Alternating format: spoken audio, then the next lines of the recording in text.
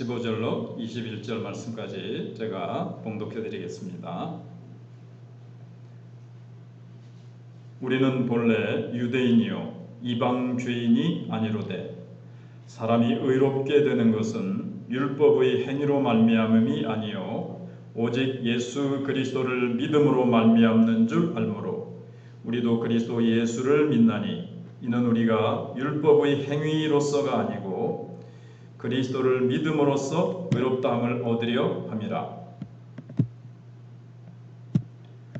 율법의 행위로서는 의롭다함을 얻을 육체가 없느니라. 만일 우리가 그리스도 안에서 의롭게 되려 하다가 죄인으로 드러나면 그리스도께서 죄를 짓게 하는 자냐? 결코 그럴 수 없느니라. 만일 내가 헐었던 것을 다시 세우면 내가 나를 범법한 자로 만드는 것이라. 내가 율법으로 말미암아 율법에 대하여 죽었나니 이는 하나님에 대하여 살려 함이라. 내가 그리스도와 함께 십자가에 못 박혔나니 그런즉 이제는 내가 사는 것이 아니요 오직 내 안에 그리스도께서 사시는 것이라. 이제 내가 육체 가운데 사는 것은 나를 사랑하사 나를 위하여 자기 자신을 버리신 하나님의 아들을 믿는 믿음 안에서 사는 것이라. 내가 하나님의 은혜를 패하지 아니하노니 만일 의롭게 되는 것이 율법으로 말미암으면 그리스도께서 헛되이 죽으셨느니라. 아멘. 오늘 제목은 믿음과 행위 혹은 행위와 믿음, 믿음과 행위에 대해서 생각을 해보려고 합니다.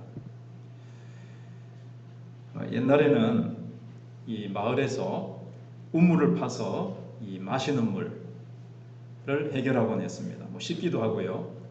혹시 나이가 드신 분들은 아마 자기 집 마당 안에 우물이 있었던 것이 기억이 아마 나실지 모르겠습니다. 자기 집 마당 앞에 없으면 자가 뭐 동네 우물 그런 것들에 가서 물을 깃기도 하고, 또 더 조금 발전이 돼가지고 펌프 있죠, 펌프, 물 푸는 걸로 물을 길어 올려서 세수하고 여름에는 뭐 또 서로 등목도 치고 그랬던 기억들이 납니다. 이제 더 좋고 건강한 물을 얻기 위해서는 이 땅을 팔 때에 옆으로 더 파는 것이 아니고 어떻게 합니까? 더 깊이 파내려 가야 됩니다.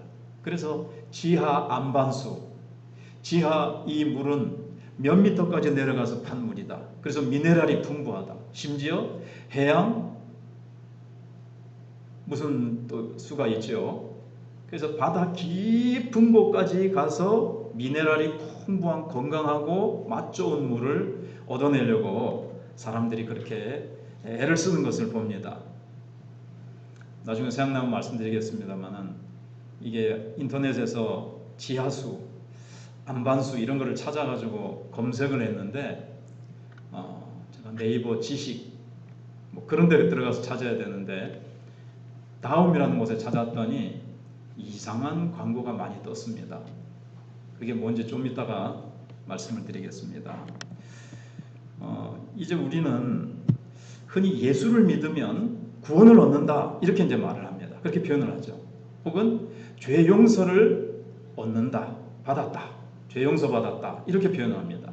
근데 오늘 16절 말씀을 보면 의롭다 하심을 받는다 이렇게 표현이 되어 있죠. 사람이 의롭게 되는 것은 하면서 또 그리스도를 믿음으로써 의롭다함을 얻으려 함이라. 율법의 행위로서는 의롭다함을 얻을 육체가 없다. 자, 구원받는다, 죄 용서받았다 그런 표현도 있는가 하면 더 많지만 오늘은 본문 16절에서 의롭다함을 받는다 이렇게 이제 표현을 하고 있습니다. 왜냐하면 우리가 구원받는다라는 그 의미 속에는 너무나도 풍성한 축복이 담겨져 있어요. 그래서 다양한 표현으로 나타낼 수밖에 없는 겁니다. 그냥 구원이라는 것이 딱 한 가지밖에 없고 한 면밖에 없다면 뭐 한마디로 그냥 간단하게 얘기하겠지만 여기에 담겨져 있는 축복은 너무너무나도 풍성하기 때문에 여러 표현이 있다는 겁니다. 죄 용서 받았다. 이게 아주 소극적이고 첫 번째 관문입니다. 예수를 믿는 데 있어서 죄 용서를 우리가 통과하고 나면 구원이 주는 은혜의 영광을 볼 수 있게 되어집니다.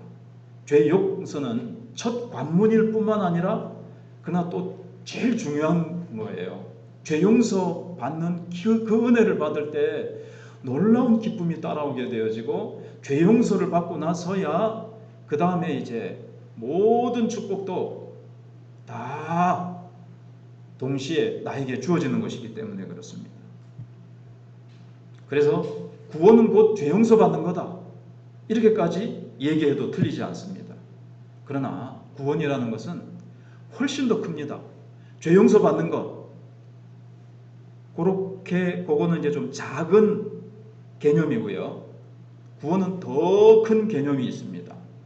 그게 바로 의롭다 하심입니다. 의롭다 하심. 의롭다 하심을 받는 겁니다. 자, 죄가 용서받는다는 것은 더러운 것을 이제 씻어버린다. 혹은 더러운 옷을 우리가 죄로 또 우리의 삶이 참 더러운 것으로 얼룩져 있는 옷으로 한번 비교를 해보세요. 나라는 존재가 하나님 앞에 섰을 때 정말 더러운 옷을 입고 있는 자와 같이 더러운 옷이었어요.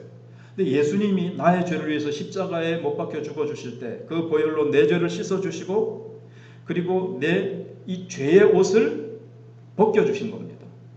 죄의 더러운 옷, 하나님 앞에 설 수 없는 이 더러운 옷을 벗겨주셨다. 이게 이제 죄 용서함의 의미예요. 옷을 벗고 입는 그런 것으로 한번 우리가 이해를 해보자면, 그런데 의롭다함을 얻었다. 하나님 앞에서 의롭다함을 얻었다는 것은 여러분 벗기만 하면 깨끗하기는 깨끗한 상태인데 벗었어요. 그런데 거기서 그치는 것이 아니라 의롭다함은 예수님이 우리를 위해서 성경 말씀을 다 지켜 행하시고 예수님이 의롭게 사셨죠. 예수님은 점도 흠도 티도 죄도 없으신 의로운 삶을 완벽하게 사셨습니다. 근데 그 예수님의 의를 우리에게 입혀주셨다. 자, 옷으로 비유를 한다 그랬죠. 그래서 우리는 예수님의 의의 옷을 입었습니다. 더러운 옷을 벗었죠. 여러분 벗기만 해가지고는 안 되죠. 입어야 되지 않겠습니까? 그래서 의의 옷을 입고 하나님 앞에 당당하게 나아갈 수 있는 겁니다. 의의 옷을 입었으니까 하나님이 우리를 보실 때 나의 의를 보시는 겁니다. 내가 입고 있는 예수님의 의를 보시고 예수님의 의가 나의 의가 된 거거든요. 우리한테 예수님의 그 의를 입혀주셨으니까 예수님의 의가 나의 의가 된 거예요.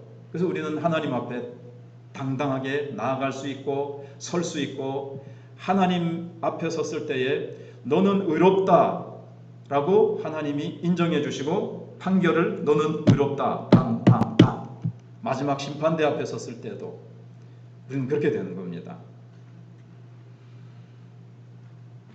그래서 구원이 이렇게 풍성하게 오늘 구원을 얻는다는 것을 하나님 앞에 의롭다함을 얻었다라는 표현으로 되어지는 겁니다. 그 다음에 두 번째로 우리가 생각할 것은 하나님 앞에서 의롭다함을 받기까지 어떻게 되느냐 하는 거죠. 두 번째, 자, 이 땅에 살아가는 사람들의 제일 중요한 문제가 뭐냐면요. 사람은 우리가 잘 아는 대로 교회를 좀 다니신 분들은 사람은 처음 창조함을 받았을 때 다른 모든 피조물과 달리 유일하게 하나님의 형상대로 지음을 받았습니다. 또 달리 말하면요, 우리가 신이 되는 것은 아니지만 하나님처럼 지음을 받았어요. 이런 존재는 없어요, 피조물 가운데. 그러니까 하나님을 모델로, 하나님을 원형으로 해서 우리가 하나님이 우리를 창조할 때 우리의 형상을 따라 사람을 만들자. 삼위 하나님이 의논을 하시고 하나님의 형상대로 우리를 지으셨어요. 그러니까 우리는 어떤 것을 가지고 있습니까? 하나님이 의로우신 분이시기 때문에 우리 안에는 의가 있었어요. 이거를 원의라고 합니다. 원래 의, 원래 하나님이 다 주어주신 원의. 이걸 이제 잃어버리게 됐죠. 사탄이 너 하나님이 따먹지 말라고 하신, 하나님이 모든 동산의 나무 실과를 따먹어도 좋은데 선악을 알게 하는 나무를 따먹지 말라. 그걸 따먹는 날에는 네가 정령 죽으리라. 반드시 죽으리라. 이것을 보면서 나는 늘 이 우주의 주인은 아니다. 하나님이 이 모든 것을 다스리게 하셨어요. 우주 만물을. 그거는 하나님이 만드신 이 만물의 참된 주인은 하나님이시고, 근데 하나님이 이것을 우리가 돌보는 일을 맡기셨단 말이에요. 우리는 하나님의 파트너로 하나님이 부르신 거예요. 보조 역할입니다. 보조자로 이걸 돌보는. 늘 자주 표현하듯이 부왕, 하나님이 왕이시라면 우리는 부왕입니다. 부왕. 부왕이란 말이에요. 파트너예요. 근데 거기에 만족하지 못하고, 근데 사실은 가만히 보면 사탄의 그 꼬임이 문제가 있는 게 뭐냐면은 이미 우리는 하나님처럼 됐는데 네가 저 먹을 따먹으면 하나님처럼 되리라. 우리는 하나님과 같은 존재로 하나님이 너무나도 피조물 가운데 가장 위대한 존재로 만드셨는데 그만 그 게임에 속아서 하나님처럼 되려고 따먹는 바람에 이 의를 잃어버립니다. 인간의 전적 타락에 대해서는 우리가 깊이 얘기하자면 정말 길지만 오늘은 의롭다함을 얻는 것, 이것을 생각하고 있기 때문에 의를 잃어버린 거예요. 물론 이게 이제 가장 큰 문제죠. 그래서 하나님은 우리를 파트너로 부르셨는데 만족하지 못하고 자기가 직접 하나님처럼 되려고 불순종함으로 의를 잃어버리자마자 인간에게 찾아온 게 뭐죠?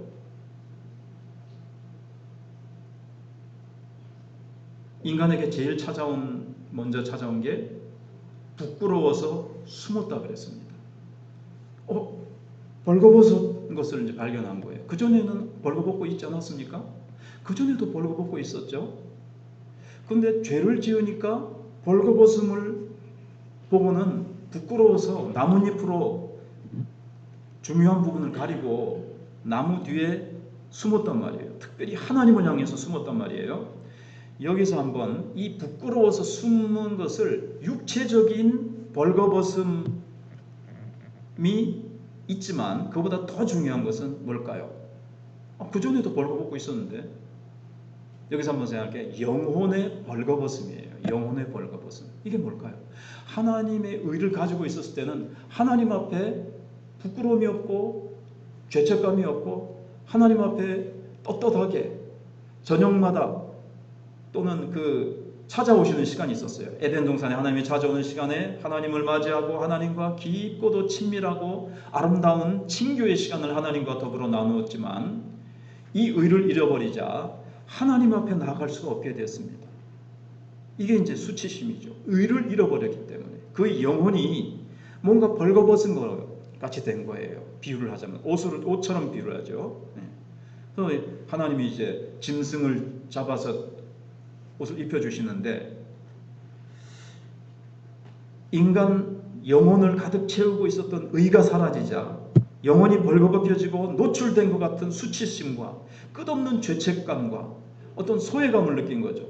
인간이요 가만히 홀로 독방에 있으면요 뭔가 허무하고 외롭고 어떤 눌림이 있어요. 마음에 평안이 없고 참된 쉼이 없어요. 이게 바로 인간이 의를 잃어버렸기 때문에 그의 영혼을 감싸고 가득 채우고 있던 하나님의 의를 잃어버렸기 때문에 그의 영혼이 공허하고 텅 비게 되어지고 수치심과 소외감과 이 소외감은 인간 누구에게나 다 있는데 이 깊은 근원을 심리학자들은 이렇게 저렇게 분석을 해보지만 하나님으로부터 사실은 소외된 겁니다.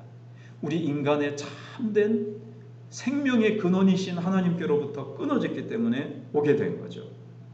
물론 사람들은 직접적으로 인간의 이 고통의 뿌리가 하나님의 의롭다 하심을 잃어버린 데서 왔다는 것은 몰라요. 근데 그냥 막연히 인간의 영혼이 그냥 공허하고 뭔가 세상에서 성공하고 돈을 많이 벌어보고 뭔가를 다 성취해봐도 마음에 만족이 없는 거죠. 그래서 여기를 찾아보고 저기를 찾아보고 그래서 그 말씀이 여기 예레미야 2장 13절에 하나님이 이렇게 말씀하시죠. 내 백성이 두 가지 악을 행하였나니 곧 그들이 생수의 근원되는 나를 버린 것과 자기가 하나님같이 되려고 하나님을 버렸어요. 스스로 웅덩이를 판 것인데 모든 삶의 생명과 모든 필요가 인간의 자원이 하나님께로부터 그 근원이 오는 건데 하나님으로부터 버렸으니까 어떻게 됐습니까? 자기 스스로 이제 생수를 구하는 거죠. 그래서 웅덩이를 파는 거예요. 근데 그 물을 가두지 못할 터진 웅덩이라. 인간은 아무리 자기가 목마름을 해결하기 위해서 웅덩이를 파보지만 밑 빠진 독이에요. 밑이 터졌어요. 그래서 아무리 채워도 만족이 없는 겁니다. 아무리 인기를 얻고 연예인들이 돈을 많이 벌고 아무리 세계적인 스타가 돼도 그들 마음 깊은 곳에는 참된 만족과 안식과 쉼이 없어요. 그 문제가 바로 하나님으로부터 받은 이 의를 잃어버리기 때문이라는 것을 알지 못하는 거죠. 그래서 인간들은 그 생수 또는 오늘 본문이 말하고 있는 것은 바로 이 의롭다움을 얻는 겁니다. 이걸 얻기 위해서 평생 고통 속에서 찾아서 헤맵니다. 그런데 하나님 앞에 돌아와서 하나님 앞에서 내가 얼마나 큰 죄인인지를 하나님 앞에서 발견하고 내가 죄인임을 하나님 앞에 다 내어놓고 나는 의가 없는 자입니다. 나는 하나님을 버리고 하나님 없이 살아왔던 이것이 가장 죄의 근본이라는 것을 인정합니다. 그리고 하나님이 마련해 놓으신 의, 바로 예수 그리스도를 내가 받아들일 때 하나님이 나를 의롭다고 하시죠. 그때서야 비로소 안식하게 됩니다. 그래서 저 유명한 어거스틴이라는 사람이 믿는 가정에서 태어났지만 방탕하게 젊은 시절을 살다가 어머니 모니카의 눈물 어린 기도 속에 어거스틴이 돌아오잖아요. 그래서 그가 고백록이라고 하는 이 세계적으로 유명한 책을 씁니다. 안 믿는 사람들도 다 이 어거스틴의 고백록 많이 읽거든요. 거기에 보면 하나님이여 내가 하나님의 품에 안기기까지는 내 영혼에 참된 안식이 없었나이다. 이렇게 고백하는 거예요. 다른 웅덩이를 파느라고 어거스틴은 온갖 데를 엉뚱한 데를 많이 파고 돌아다녔어요. 터진 웅덩이라서 거기서 참된 만족과 쉼과 안식을 얻지 못하고 그의 영혼은 늘 끝없는 죄책감과 수치심과 고통으로 그는 헤맸습니다. 자신이 누구인지 인생의 참된 목적과 가치가 뭔지 모르고 헤맸던 거죠. 그래서 문제는 인간이 헐벗은 영혼을 채우기 위해서 엉뚱한 곳에서 찾으려고 노력한다는 거예요.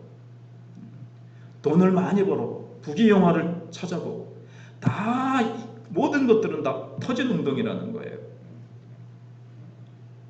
그 스스로 웅덩이를 파는 것 가운데 하나가 종교입니다. 기독교는 하나님이 우리를 찾아오신 것이고요.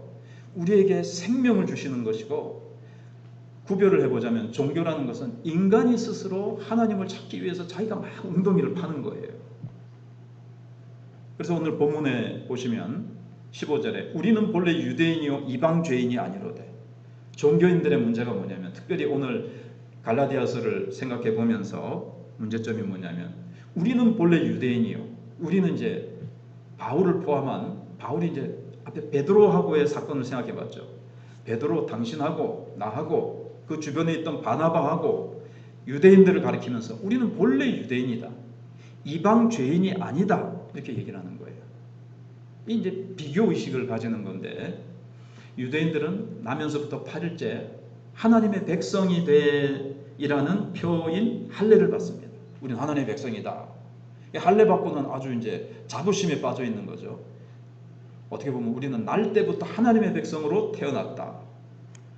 어릴 때부터 율법을 아예 안겨줍니다. 어릴 때부터 율법을 가지고 공부하고 암송하고 율법 속에서 살아요. 우리는 하나님의 백성으로 태어나서 하나님이 주신 율법을 가지고 우리는 태어났다. 그냥 율법 속에서 살아가는 거예요. 근데 이제 로마서에 있는 대로 율법대로는 살지 못하면서 율법을 가지고 있다는 것만으로 교만하고 자기들은 하나님의 백성이고 뭐 구원이 다 완성된 것처럼 의로운 백성인 것처럼 교만한 거죠. 그래서 이방 죄인이 아니다. 근데 이방인들은 어떻습니까? 할례를 받습니까? 율법이 있습니까? 하나님을 알지도 못하고 전혀 하나님과 상관없이 영적으로 윤리적으로 어두운 흑암 속에서 하나님이 기뻐하시지 않는 온갖 더러운 죄악 가운데 그냥 살아가는 거예요. 근데 그게 율법이 없으니까 죄가 죄인 줄도 모르고 죄와 함께 먹고 마시며 하나님을 찾지도 아니하고 감사하지도 아니하고 죄악 가운데 살아간다는 거예요. 그렇게 이제 유대인들은 이방인들을 멸시하고 천대하면서 이제 살아갔습니다. 근데 이건 뭐냐면 이 속에 우월감이 있는 거예요.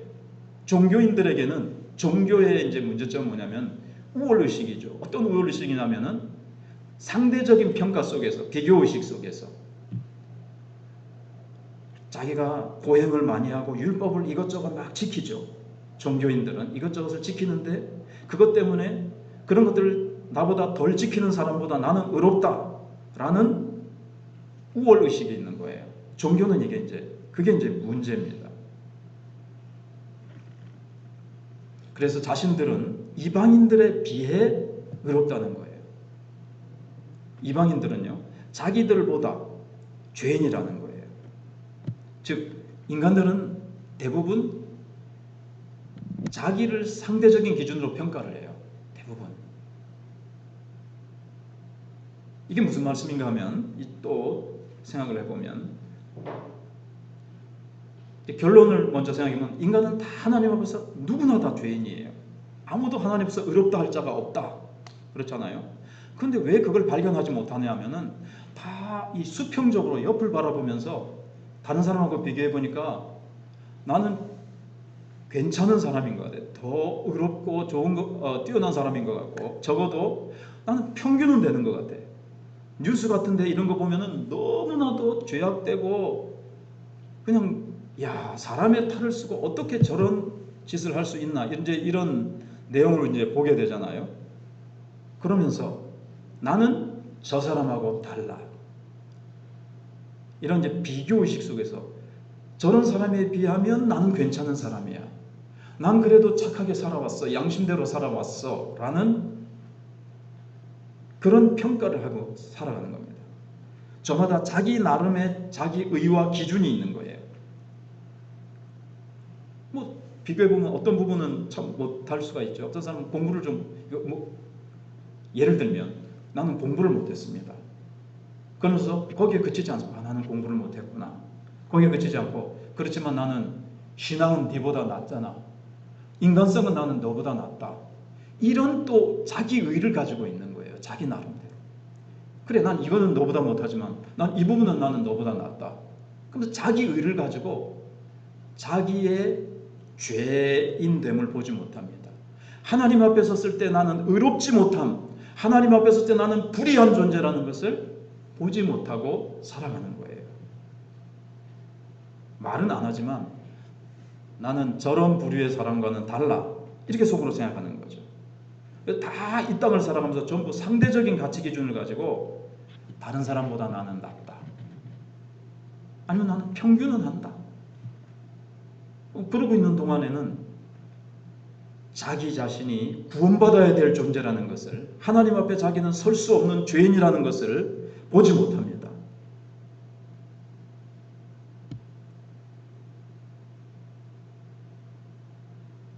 그러다가 인간이 비로소 하나님 앞에 딱 서게 되면 우리는 생애 처음으로 상대적인 비교가 아니라 하나님 앞에 이게 이제 절대적인 비교죠. 누구하고가 아니라 하나님 앞에 섰을 때 비로소 진짜 자기 자신을 보게 되는 거예요.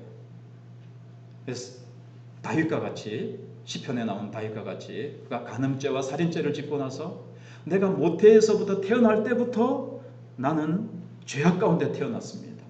죄성을 자기는 안에 가지고 태어났다는 거예요. 자기 속에는 의가 없다는 거예요. 의가 없다는 자신을 보게 되는 겁니다.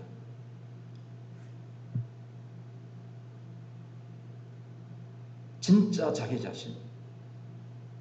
상대적으로 나는 그래도 좀 낫잖아 하는 이 의롭다는 의식이 산산이 부서지는 거예요. 하나님께서, 근데 우리가 하나님을 어떻게 직접 보겠어요? 하나님께서 성령으로 하나님 앞에서라는 의식을 주시기도 하시지만 말씀, 율법이라는 거울을 주십니다. 그래서 율법, 이제 기능이 있는데 율법은 우리를 율법을 지켜 행하는 능력은 주지 못해요. 이 율법이 우리를 살리는 것은 아니에요. 더더구나 타락한 우리에게 이제 예수 믿고 나서는 이 율법의 기능이 달라집니다. 이제 그건 이제 3장에 가서 자세히 배울 텐데 우선 오늘은 하나님을 떠난 인간에게 주어진 율법은 어떤 기능을 하느냐? 인간을 살리고 인간이 율법대로 살아서 하나님 앞에 의롭게 만들어주는 기능은 아니에요. 어떤 기능밖에 못하느냐? 그러니까 우리가 오늘도 율법의 행위로는 구원받지 못한다니까 율법이 필요 없어. 율법이 뭐 하나님 앞에 우리를 의롭게 세워주지 못하니까 율법은 필요 없네? 이렇게 하는 것이 아니라 율법은 어떤 기능을 합니까? 우리가 하나님 앞에 의롭지 못한 존재라는 것을 보여주는 거울 역할을 하는 거예요. 그게 뭐냐면은 율법을 지키려고 행하려고 노력해 보세요. 물론 몇 가지는 지켜지겠죠. 율법대로 우리가 지켜집니까? 율법대로 살 수 있습니까? 하나님을 떠나서 우리는 무능한 존재가 되었고 우리는 율법을 가지고는 율법을 다 온전히 지켜 행해야 하나님이 요구하시는 기준인 그 의를 만족시킬 수 있어요. 하나님은 완전한 의를 원하세요. 요구하세요. 자주 말씀드리지만 우리가 법을 어겨서 법을 어긴 범법자가 되려면 이 국가의 법을 전부 다 어겨야 범법자가 됩니까? 한 개만 어겨도 범법자가 됩니까? 한 개만 어겨도 범법자가 되는 거죠.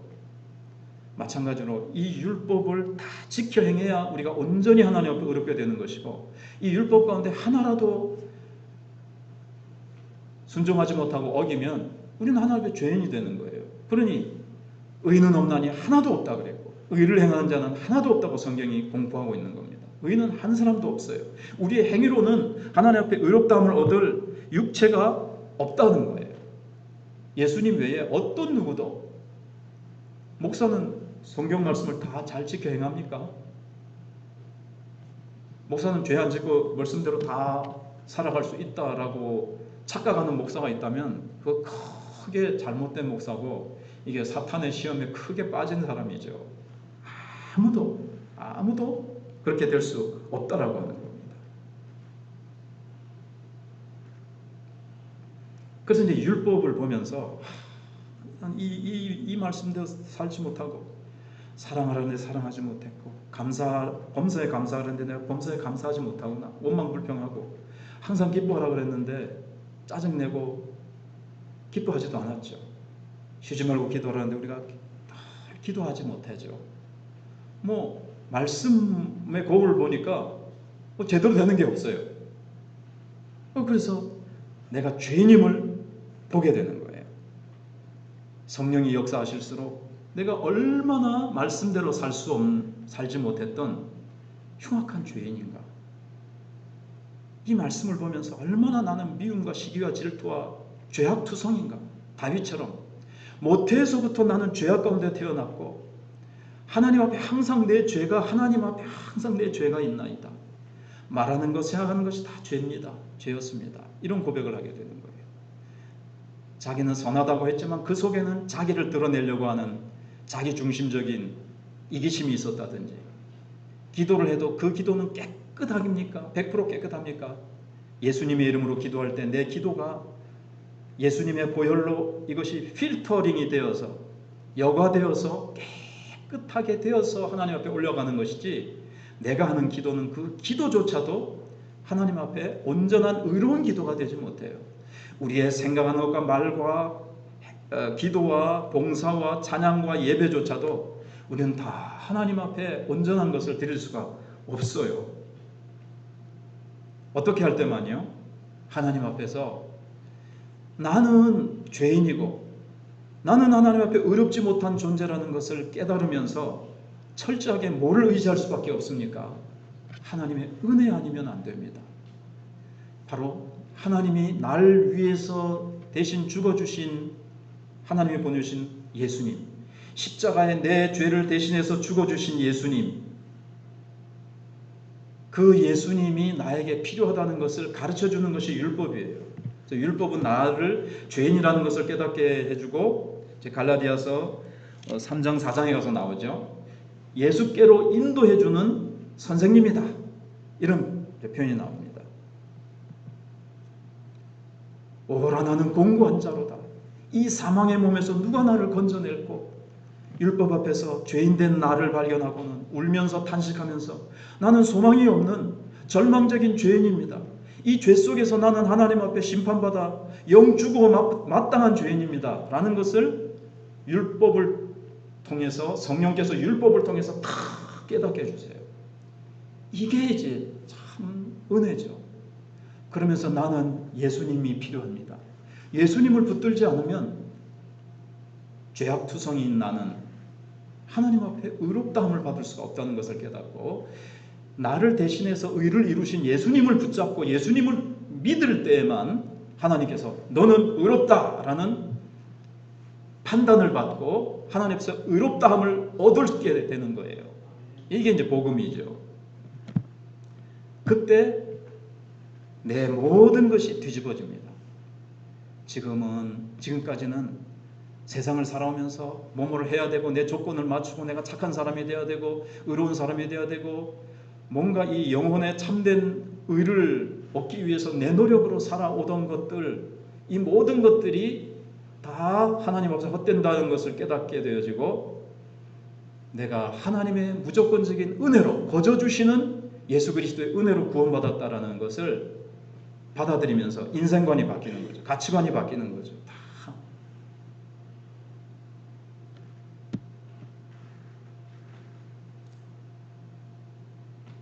그래서 하나님이 우리에게 어리석은 자, 주님 앞에 내세울 것도 없는 실패자를 보시면서 내가 그걸 이제 하나님 앞에 인정할 때 너는 참되다 라고 말씀하신 것이 예수 믿는 것의 핵심입니다. 자, 그러면 이제 세 번째로 생각할 것은 의롭다함을 얻는 유일한 길입니다. 이제 의롭다함을 얻어야 되잖아요. 조금 전에 제가 두 번째 마지막에 본론 설명을 드렸지만 조금 더 추가해서 말씀을 드리면, 사람들의 이제 문제 크게 두 가지가 있는데, 첫 번째는 관심이 없어요. 무관심해요. 의롭다함을 받든지 말든지 하나님 앞에서 하나님도 생각 없이 살아가고 의롭다함을 받는 것에 대해서 관심이 없이 살아가는 사람들이 있는가 하면, 한편 사람이 자기 인생을 심각하고 진지하게 생각하는 사람은 하나님 앞에 내가 어떻게 의롭다함을 얻을 수 있을까, 여기에 대한 고민을 하고 그것을 이제 찾기 위해서 사람들은 노력을 하게 되는 겁니다. 직접적으로 나는 하나님의 의를 잃어버렸으니까 하나님의 의를 찾아야지 이런 생각을 하지 못하더라도 사람들은 아까 말씀드린 대로 뭔가 내 영혼이 벌거벗은 것 같고 노출된 것 같은 이 수치심과 죄책감과 이 어떤 실존적인 불안, 인간의 그런 게 있잖아요. 그것을 해결하기 위해서 인간은 이런 수양도 해보고 철학적인 고민을 해보기도 하고, 저 깊은 산속에 세상과의 모든 인연을 끊고 깊은 산속에 들어가서 머리를 깎고 수행을 해보기도 하고, 어떤 사람은 선행을 많이 해보면 내가 뭔가 인생의 이 문제를 해결할 수 있을까, 나름대로 이게 이제 하나님께서 의를 찾아가는 행동을 하는 거예요. 그런데 예수를 믿고 나서도 적지 않은 사람들이 그렇게 신앙생활을 하기도 한다는 거예요. 믿고 나서도 사람들이 끝없는 정죄감, 예수를 믿었는데도 예수님의 십자가에서 주님이 내 모든 죄를 해결하셨기 때문에 이제는 뭐가 없죠? 정죄하면, 로마서 8장 1절대로 그러므로 이제 그리스도 예수 안에 있는 자에게는 결코 정죄함이 없나니 이는 그리스도 예수 안에 있는 생명의 성령의 법이 죄와 사망의 법에서 너를 해방하였습니다. 예수 믿을 때 예수님이 십자가 위에서 우리를 죄와 사망의 권세를 끊어버리고 우리를 거기서 해방시켜 주셨어요. 죄와 사망 권세는 나하고 상관이 없습니다. 거기서 나를 생명의 나라로 옮기셨어요. 그런데도 아직 그걸 깊이 깨닫지 못하고 끝없는 정죄감과 나는 자격이 없어 라는 눌림 속에서 벗어나지를 못해요. 세상 사람들이 하나님 앞에서 의를 얻기 위해서 끊임없이 막 이것저것 막 노력을 하는 것과 같이, 그래서 예수 믿고 나서도 제가 복음은 한마디로 그거라 그랬죠. 다 이루었다. 예수님이 다 이루셨어요. 나를 의롭게 하시기 위해서, 그러니까 내가 의롭게 되기 위해서 내가 노력할 게 없습니다. 예수님이 100% 이루셨습니다. 그런데도 예수 믿고 나서 내가 이쁜 짓, 요즘 애기들한테 예쁜 짓 그러면 집마다 하는 게 있어요. 어떤 애는 이렇게 하기도 하고 어떤 애는 이렇게 하기도 하고, 하나님 앞에서 예쁜 짓을 해서 그분 앞에서 자꾸 의롭다함을 얻어내려고 그래요. 더 의롭게 하시라고. 다 이루었는데 그것은 내 힘이 아니라, 그래서 한번 16절을 한번 봅시다. 다시 한번. 사람이 의롭게 되는 것은 율법의 행위로 말미암이 아니요 그랬습니다. 율법의 행위는 아무리 해도 하나님의 요구에 만족이 안 돼요. 인간은 오직 뭘로만 된다고요? 예수 그리스도를 믿음으로 말미암는 줄 아는, 예수님이 나를 위해서 다 해놓으신, 예수님이 나를 위해서 의를 이루시고 그 의의 옷을 나에게 입혀주셨잖아요. 그 의의 옷이 100% 완벽한 의고, 이 의의 옷을 입고 하나님 앞에 당당하게 나가면 하나님께서 나를 예수 그리스도처럼 사랑하시고 받아주시는데, 이걸로 부족한 것 같아가지고 자꾸 이 의의 옷에다가 자기가 만든 뭔가를 자꾸 더 달라 그러는 거죠. 근데 여기 우리도 그리스도 예수를 믿는 이는 율법의 행위로서가 아니고, 근데 한국교회는요 예수 믿고 나서도 자꾸, 그래서 구원은 공짜지만 상급은 공짜가 아니다. 행위다. 뭔가 열심히 해야 된다. 상급이 있는 거 맞습니다. 그러나 그 상급마저도 하나님의 넘치는 은혜입니다. 넘치는 은혜. 그래서 내가 저 사람보다 상급 더 많이 받으려고 막 경쟁하고 이렇게 되면 또 하나의 율법주의에, 또 다른 율법주의에 빠지는 거예요. 나는 저 사람보다 뭐 더 해야지. 저 사람은 뭐 참 헌금을 참 많이 하는데 부자라서 나는 가난하니까 헌금은 더 못하겠고, 나는 그 대신에 봉사를 많이 해야지. 나는 봉사는 몸이 약해서 아파서 못하니까 나는 다른 걸로 해야지. 그래서 이게 또 다른 율법주의가 돼가지고 그걸 가지고 상급을 따낸다거나 뭔가 하나님 앞에서 더 예쁘게 보이려고, 하나님 앞에서 더 칭찬을 받아내려고 하는 이상한 율법주의에 빠지게 되는 거예요. 이게 왜냐하면 뭐 여러 가지 이유가 있겠지만 부흥 강사 목사님들도 이런데 좀 일조를 했어요. 자꾸 좀 초신자들에게는 좀 걸리는 말이 될 수도 있을지 모르지만, 부흥회를 하거나 기도원에 가면은 헌금을 많이 나오게 해야 돼요.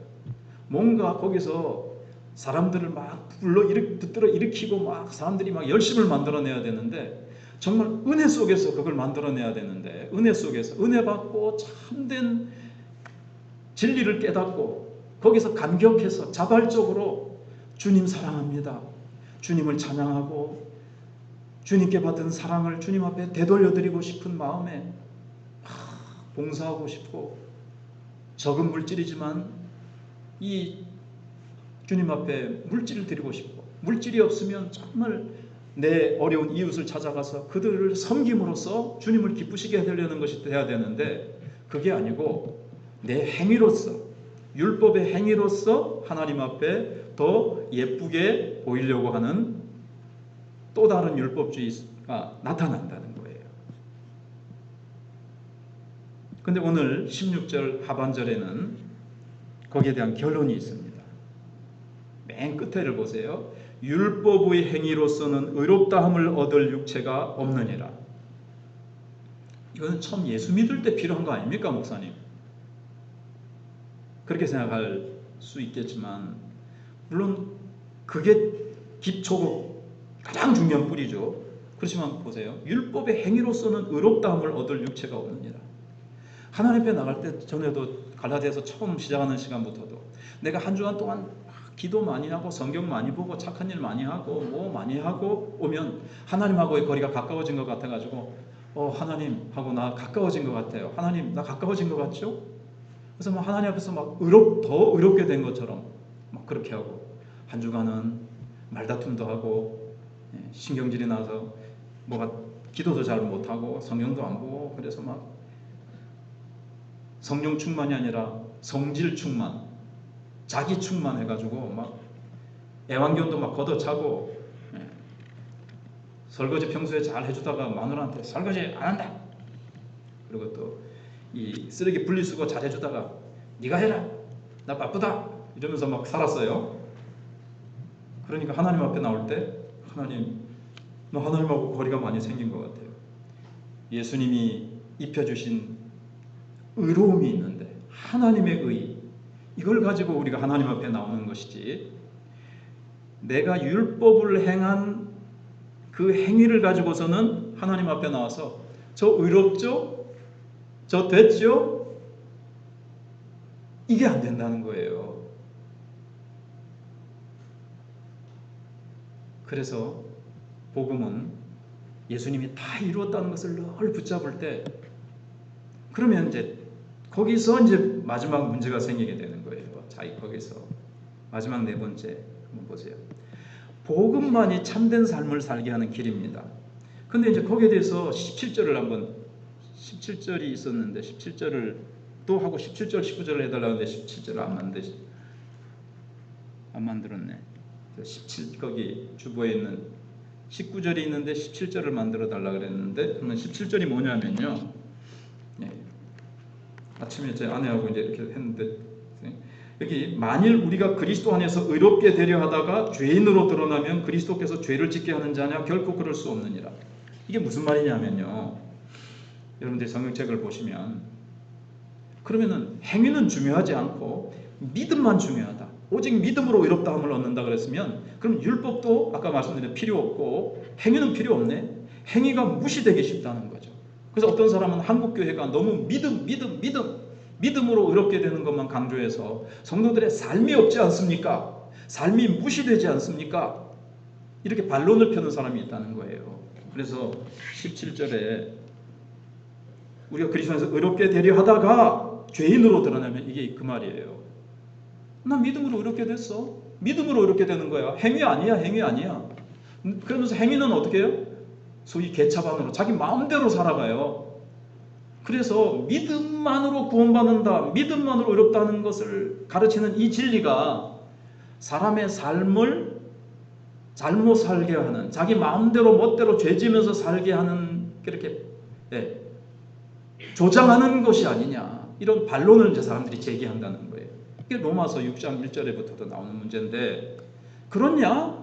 그러면 17절인 대로 그리스도가 죄를 짓게 하는 자냐? 이런 말이 나오죠. 그게 아닙니다. 간단히 말씀드리면, 다음 주에 또 말씀을 드릴 거니까요. 입술만의 고백, 참된 믿음이 아닌 그냥 건성으로 한다든가 머리로만 하는, 그래요, 예수님이 나의 죄를 위해서 십자가에 죽으셨으면 내 죄가 없어졌네면서 이렇게 참된 고백이 아닌 입술만의 고백은, 이게 참된 신앙이 아니에요. 그러니까 참된 신앙이 아닌 것은, 반대로 얘기를 해볼게요. 참된 신앙은 참된 행실을 낳게 되어 있습니다. 예수님이 나무로 말씀하셨잖아요. 사과나무를 심었습니다. 그러니까 좋은 나무가 좋은 열매를 맺지, 포도나무가 어찌 엉겅퀴를 내겠느냐. 포도나무가 엉겅퀴를 내겠습니까? 사과를 심으면 사과 나듯이 참된 믿음을 가졌으면 거기는 참된 행실이 따르게 되어 있어요.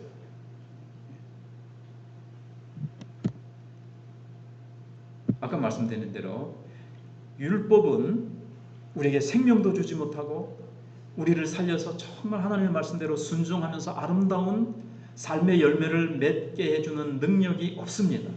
율법이 하는 기능은 그게 아니에요.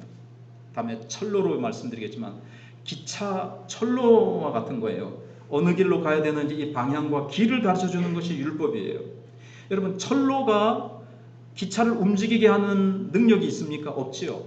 그건 길이에요. 그냥 기관차에서 힘이 나듯이 기차를 끌듯이, 예수를 믿는 이 참된 믿음을 가질 때, 참된 믿음은 우리 안에 예수님이 생명을 불어넣어 주시고 말씀에 순종할 수 있는 힘을 주십니다. 그래서 참된 믿음을 가지면 참된 삶을 살게 돼 있어요. 물론 처음부터 완벽하게는 아니지만 점점 그것이 시작되어서 점점 하나님이 기뻐하시는 하나님의 자녀로 자라나면서 정말 참된 삶을 살 수 있는 거죠. 여기 보면 복음만이 그랬습니다. 다른 모든 종교를 폄하하는 것은 아니지만 다른 모든 가르침, 다른 그 어떠한 종교에서도 인간을 참된 삶으로 바뀌어주고 인격을 바꾸어주고 그의 가치관과 그의 삶을 바꾸어주는 것은 복음밖에 없습니다. 예수가 우리를 위해서 죽어주신 이 십자가의 복음 외에는 정말 우리가 원수도 사랑하고 어떤 일이든지 감사하며 정말 나만을 위해서 살던 내가 이웃을 위해서 내가 희생하고 봉사하는 참된 하나님의 자녀답게 사랑을 실천하고 순종하며 하나님이 기뻐하시는 삶을 이제 첫 걸음이지만 걸음마처럼 시작해서 점점 자라서 하나님이 기뻐하시는 삶의 열매를 맺게 하는 것은 복음을 믿는 믿음, 이 참된 믿음밖에 없다는 얘기예요. 예. 이제 말씀을 붙들고 기도하겠습니다. 예. 결론은 뭐였습니까? 결론은 인간의 행위로서는 하나님 앞에 의롭다함을 얻을 수 없다는 거죠. 인간은 다 원래의 하나님이 주셨던 의를 잃어버리고 우리의 영혼이 벌거벗은 것처럼 노출되어서 인간은 뭔가 만족과 행복을 얻기 위해서 돈을 벌어보기도 하고 공부를 많이 해보기도 하고 이 세상에 온갖 것들을 다 추구해보지만 터진 웅덩이요. 오직 하나님의 의를 얻을 때만이 하나님이 우리에게 주신 생수의 근원 되신 예수님을 내가 주인으로 모시고 그 주님을 안에서 믿음으로 살아갈 때 참된 삶이 있다는 것, 이 부분을 붙들고 우리 기도하며 나가도록 하겠습니다. 하나님 그렇습니다. 하나님께서